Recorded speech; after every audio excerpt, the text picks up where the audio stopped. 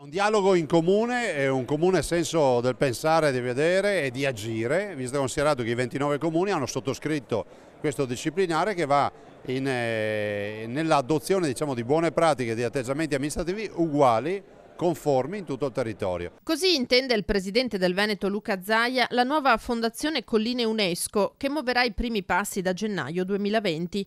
29 comuni, 15 quelli della cosiddetta core zone, che sono chiamati a lavorare per uno sviluppo urbanistico armonioso del territorio.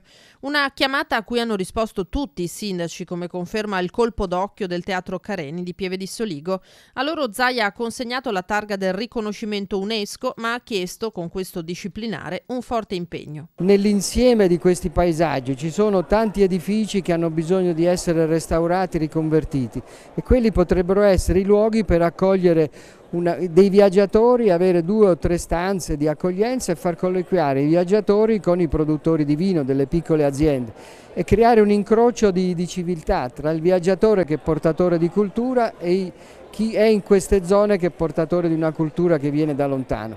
Lo hanno fatto nelle Langhe e l'auspicio è che si faccia anche qui, c'è anche scritto nel dossier, quindi le premesse ci sono tutte. Recupero dunque, non nuove costruzioni, come ha ribadito ai sindaci anche il presidente Zaia. Valorizzare l'esistente, consentire ai proprietari degli immobili già presenti di restaurarli e riconvertirli a strutture di accoglienza.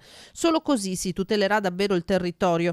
E stop a nuovi vigneti. A vigilare da gennaio sarà proprio la nuova fondazione.